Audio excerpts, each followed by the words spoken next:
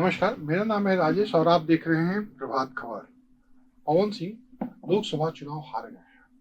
पवन सिंह बिहार के काराकाट लोकसभा क्षेत्र से चुनाव लड़ रहे थे, निर्दलीय चुनाव भी लड़ रहे थे, लेकिन वे चुनाव हार गए।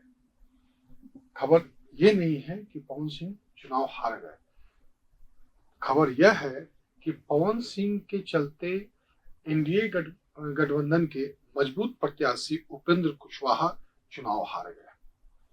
हालांकि शुरू में उपेंद्र कुशवाहा ने पवन सिंह को लेकर बड़ी हल्की सोच रखी, उनको बड़ी हल्के तरीके से लिए, या आप फिर कह सकते हैं बड़े हल्के तरीके से लिया उन्होंने कहा कि वो सोशल मीडिया पर और यूट्यूबर्स के ही नज़र में सिर्फ हैं, वो जमीन पे उनका कोई आधार नहीं है।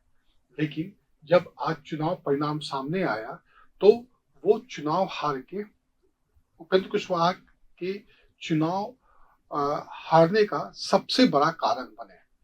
दरअसल पवन सिंह बीजेपी से ताल्लुक रखते हैं। भाजपा ने उन्हें बंगाल में आसनसोल से टिकट दिया था, लेकिन उनके बंगाल को लेकर एक गाना के चलते वे आसनसोल से चुनाव लड़ने से इनकार कर दिए थे। काफी दिनों तक वे यह इंतजार करते रहे कि बिहार में उन्हें कहीं से टिकट दिया जाएगा, लेकिन जब भाजपा आलाकमान ने उन्हें टिकट देने से इनकार कर दिया तो उन्होंने अंततः यह घोषणा की कि वे बिहार के काराकाट लोकसभा क्षेत्र से चुनाव लड़ेंगे। पवन सिंह आरा से चुनाव लड़ना चाहते थे, लेकिन फिर बाद में वे काराकाट से चुनाव लड़ने का मन बनाया। पवन सिंह के चुनाव मैदान में उतरने के साथ ही यह अनुमान लगाया जाने लगा था कि यह चुनाव त्रिकोणीय होगा। हुआ भी वैसा ही, वहां पर यह चुनाव त्रिकोणीय हो गया और 2 की लड़ाई में महागठबंधन प्रत्याशी को लाभ हुआ और वे वहां से चुनाव जीत गए। पवन सिंह न सिर्फ काराकाट को प्रभावित किया, बल्कि सासाराम और बगल में आरा लोकसभा चुनाव क्षेत्र को भी प्रभावित किया। ये तीनों लोकसभा क्षेत्र जो है एक साथ मिला हुआ है। आरा काराकाट का लोकसभा की जो मतगणना हुई वो सासाराम में हुई, तो आप इससे अंदाजा लगा सकते हैं कि तीनों का जो भौगोलिक स्थिति है वो किस तरह की है। तो वहाँ सासाराम में भी कांग्रेस प्रत्याशी की जीत हुई और एनडीए प्रत्याशी की हार हुई।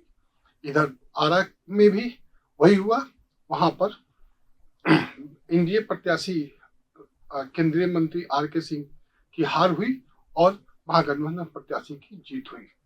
इधर काराकाट में तो हार ही गए उपेंद्र कुशवाहा, एनडीए प्रत्याशी।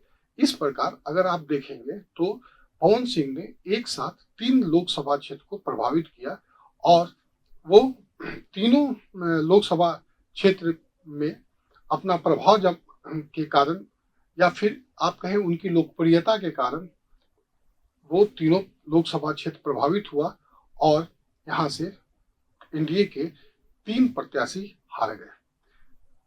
अब इस पर लेकर एक चर्चा चल रही है कि पवन सिंह को भाजपा को कमजोर रूप में आंकना क्या गलती थी, या फिर भाजपा ने किसी स्ट्रेटेजी के तहत पवन सिंह को टिकट नहीं दिया था। यह एक अलग विवाद का विषय है, चर्चा का विषय है। इस पे एक डिबेट हो सकता है, लेकिन सच्चाई अभी यही है कि काराकाट से उपेंद्र कुशवाहा चुनाव हार गए हैं, पवन सिंह भी चुनाव हार गए हैं।